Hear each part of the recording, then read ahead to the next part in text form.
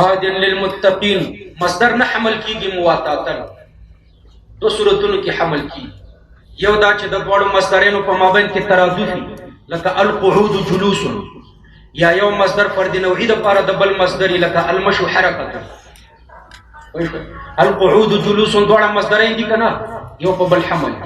یا یو مصدر فرد نوعی د بل لکه المشو حرکت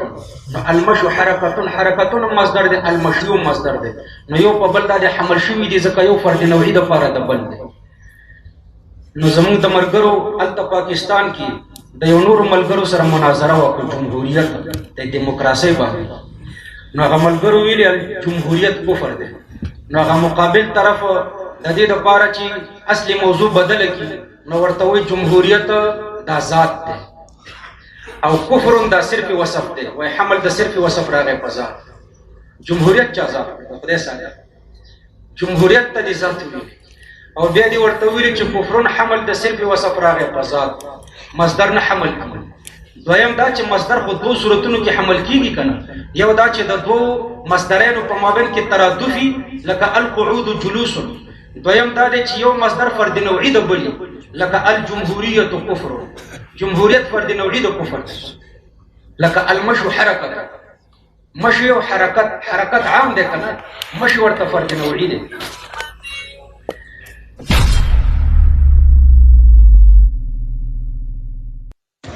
السلام علیکم ورحمت الله وبرکاته ملګرو د درسونو د مصروفیت په بنیاد باندې ګروپ کې حاضری زما لږه قلیله شوې ده ټولو نه انشاءالله الرحمن معذرت غواړم دویمه زمونږ دیوبند ملګرو کې رحیم الله مولوي صاحب چې دی هغې دغسې خبرې کړي بس خیر دی مشران دي مونږ په دې مرسور نه خرابو او صرف د ملګرو تسلۍ دپاره د هغې په دې خبرو کې ما ډېرې نیوکې کړي دي یعنې هغه ما ته غټې خطاګانې ښکاري خو بس په دې نیت چې ملګرو تسلي پرې وشي د تسلۍ دپاره یو درې څلور خبرې کوم او موږ ورته جواب هم نه کوو هغې کړی بس ودې کړي مشر دی پروا نه ساتي او دا دی چې ستاسو تسلۍ دپاره یو څو خبرې کول غواړم توضیح او وضاحت د ټولو نه اولنۍ خبره دا ده چې دی وایي اصل موضوع یې بدله کړې اصل موضوع نه ده بدل شوې چې کومه موضوع محمول د رشیدیه کولاو که رشیدیه کې نه و موضوع بدله وه زه به جرمانه یم د دوی که د رشیدیې د اصول مخالفت و زه به د دې مکمل جرمانه یم دا زما دې سره عهد دی همدغه چې کوم شي کې مناظره هم موضوع محمول په دې کې بحث کوي رشیدي صفحه چې کولاو کې په اوله کې هم دغه وایي د موضوع متعلق تپوس پاتې کې د محمول متعلق تپوس پاتې کې دا اصول مناظره دي چا چې اصول مناظرې کتابونه کتلي داسې به نه وایي دی وایي چې ما د رشیدي د اصول مخالفت نه دی کړی بلکې د هغې موافقت مې کړی نو د رشیدي د اصول مخالفت څنګه هلته خو وایي لو کان فیه خفاون که چېرې خفا پکې ونه وله هغې به تپوس کولی شي خو جمهوریت کفر دی په دې کې څه خفا ده د دې نه چې کومه متبادل معنا عوامو ته ده هم په اکه معنا باندې دغه محل د بحث و نورې معناګانې نه وي او ته دې د هغې متبادل معنا نه تښتېدي د هغې دپاره تا تپوسونه کول چې حمل د صرف وصف په ذات باندې او حمل دا باطل دی او دا خو د هغې موضوع نه تېښته ده که نه دا دې ته څه وایي نورو دویم دا چې د رشیدي اصول خو ټول په دې باندې بنا دي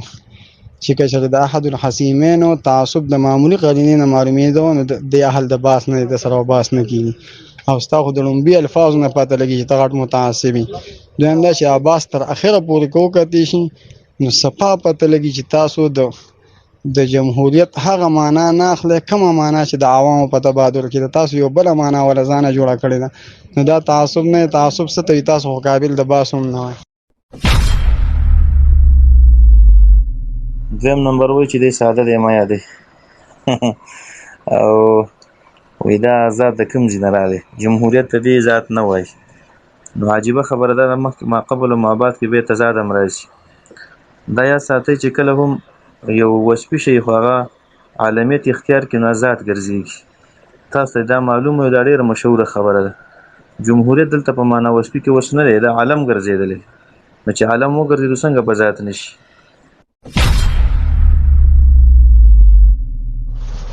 یا وایي چې جمهوریت معنا مصدري نه ده بلکې معنا عالمي ده. دا غریب په معنا عالمي او په معنا منقولي کې فرق نشي کولی. دا معنا عالمي نه ده، دا معنا منقولي ده. په معنا عالمي او په معنا منقولي کې فرق وکړه، نقل شرعي او نقل اصطلاحي او نقل عرفي. دا نقل شوی دی د جمهوریت د معنا مصدري نه یو بلې معنی ته راړېدلی دی چې د عوامو د نمایندګانو په واسطې سره د عوامو د فایدې دپاره قانون سازي کولو په بنا بر اکثریت. دغه یو یا نور تعریفونه چې کوم کېږي د جمهوریت دپاره صحیح شو چې مدار یې چې کوم دی نو هغه ازادي ده وغیره صحیح شو. نو دغه تعریفونه دا چا کړي؟ دا خو اصطلاح کړي دي، دا عالم نه دی. خدای دې پوه که عالم معنا خاصه نه ده. په تعریف کې دا دور اختلاف د اجزا واقع کېږي. نو دا معنا عالمي نه بلکې اصطلاحي ده. صحیح ده. بیا هغه یو خبره کړې چې حمل د وصف راغلی په ذات باندې یا حمل د وصف علی الوصف. نو هغې خبرې کړي چې دا حمل د مصدر په دوو صورتو کې، دا خبره غلطه ده. حمل د مصدر په دوو صورتونو کې نه دی، دا 9 صورتونو کې راځي. دې دوه ذکر کړي دي او دا 9 صورتونه دي. زه په موقع باندې ښودیم شم تاسو ته کوم ملګرو. زه خو اوس هم دې خبره باندې راضي ډېر نه یم، مشر دی، بس هغې کشرانو باندې کې دغه وکړي نیوکه وکړي خیر دی. موږ له مناسب نه دي، خو دا زه صرف هغې ته نه وایم، ستاسو وضاحت کوم چې تاسو په دې خبره باندې پوه شئ.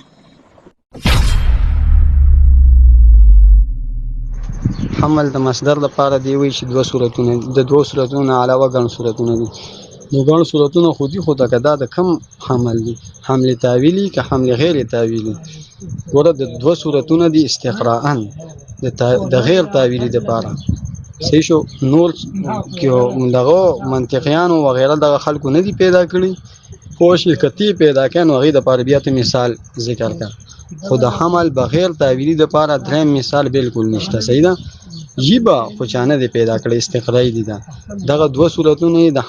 حمل د مصدر بغیر د تاویل نه. او هر چې حمل د مصدر په تاویل باندې دی نو هم د مصدر ځان له اقسام دي. صحیح شو. مصدر مبني للفاعل او مبني للمفعول او مصدر معلوم او مصدر مجهول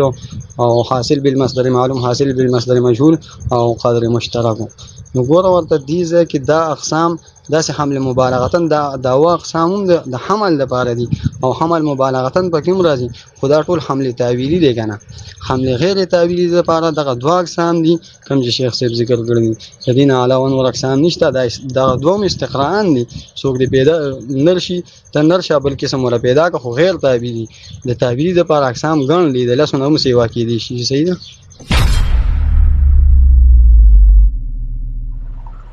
نو هغه دوه صورته ذکر کړي، دا دوه صورتونه نه دي. یو صورت دا ذکر کړی چې کله دوه مصدرین راشي په مابین کې ترادف وي، نو بیا هلته کې حمل د یو مصدر په بل مصدر جایز. نو چې کله حمل د وصف په وصف باندې راشي نو دا خو ما ویلي نه دي. هلته خو ته زه ذات وایم، نو بیا دا مثال ته قعود او جلوس ولې ذکر کوي. او دویمه دا ده چې قعود او جلوس شرجامي ته کولاو که شرجامي 80 نمبر صفحه وګوره په اولنۍ حاشیه کې چې قعود څه ته وایي او جلوس څه ته وایي. قعود دا راځي د دې دپاره چې یو سړی قایم یې هغه ته ووایي چې اقعد کښېنه، او جلوس د نایم دپاره اجلس کښېنه، پروت کس ته وایي کښېنه. او بیا د ترادف دپاره شرایط دي، 4 شرایط شذرات لیکلي دي. نو په هغه تعریفه د ترادف دپاره یو شرط دا دی چې اتحاد په المفهوم وي. دلته په قعود او جلوس کې اختلاف دی. ځینې علما وایي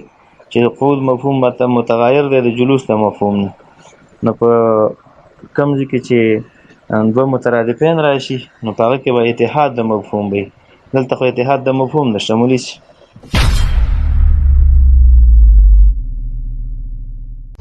وی په شرع جامع کې د جلوس او د قعود دپاره فرق ذکر کړی دی، او چې فارق مفهومي راغی نو وحدت ختم شو. د اصطلاحاتو نه خبره. اطلاق د ترادف په وحدت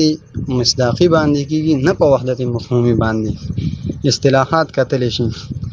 اطلاق د ترادف چې کله په وحدت مفهومي باندې کیږي نو کې د مفهوم وسره لګي چې دلته ترادف مفهومي دی، کني نو عموما اطلاق د ترادف په وحدت مفهومي باندې نه کیږي. ملقات کې د دغه دپاره د ترادف دپاره چې کوم مثال راوړی دی دا ملقات اولنی کتاب چې دی هغه عیم او غیث دی او اسد او لیس دی د عیم او غیث او اسد او لیس په مابین کې وحدت مفهومی شته وګوره دغه وګوره معنی وګوره صحیح شو صرف مصداق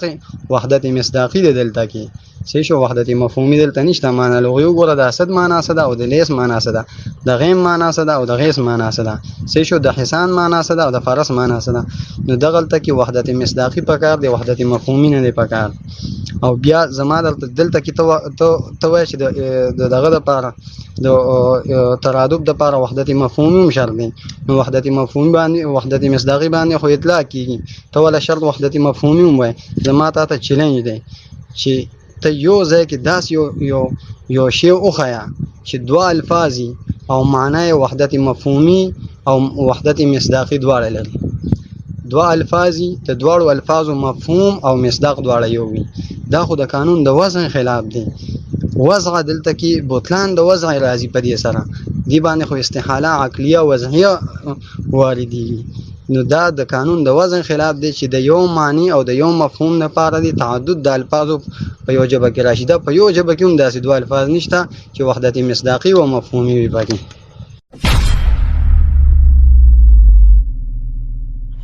بله خبره بیا د یو بل ذکر کړی چې د جمهوریت پر دینوي د کفر دی عجیبه خبره ده چې یو ځلوی وصف دی او ذات نه دی نو چې کله دا جمهوریت پر دینوي شلو نو فرد اوس په فکر کوو نو فرد دوه قسمه یو فرد راځي فرد جزئي د فرد اطلاق په جزئي کې او د فرد اطلاق په کلی باندې کې خو چې نوعي د سره ولګو لکه زه به تاسو ته وښیم د جنس لپاره افراد دي بقر د حمار د انسان دغه بیا ذات جوړیږي دا پر د نوعي د کفر دا خبره چې کړې دي کې د زما خبرې تایید کړی دی او به المشي حرکتونه دا خبرې هم کړي نو زما سوچ دا دی چې په دې کې ډېرې غټې نیوکې دي ما مختصرا صرف د ملګرو د توضیح لپاره دا خبرې وکړې الله دې ونه کړي چې زما دا خبرې په چا بدې ولګي او الله دې ونه کړي چې ما نه به څوک خفه شي صرف ستاسو د تسلۍ دپاره مې وکړې او باقي موږ د هغې جواب نه کړو یا وایي چې جمهوریت پر شیخ صاحب ویلي جمهوریت پر د نوعي د کفر دی نو زما هغه دعوا ثابته شوه چې دا جمهوریت ذات دی ماته خدای دې پوه کړه جمهوریت پر د نوعي آیا پر د نوعي کېدل فرد نوعي کېدل دا تقاضا د دې کې چې دا ذات دی یعنی پر د نوعي به صرف د ذات دپاره راځي د وصف دپاره نه راځي ورته تا دغه د بدیع المیزان دی ویلی دی افراد نوعیه د علم هغه د علم دپاره افراد دي که نه نو علم مصدر دی که نه ذات دی او د علم دپاره افراد هلته کې هغه وایي نه چې افراد د علم دپاره افراد حقیقیه مراد دي چې څو علم الصرف علم النحو ده نه دا چې افراد حساسیه افراد د مصدر دپاره دوه قسمه افراد نه دي یو افراد حقیقیه دي یو افراد حساسیه دي د بعضې مصادرو دپاره افراد حقیقیه نه حساسیه او د بعضو مصادرو دپاره افراد حقیقیه او حساسیه دواړه ته خدای دې پوه کړه دا یعنی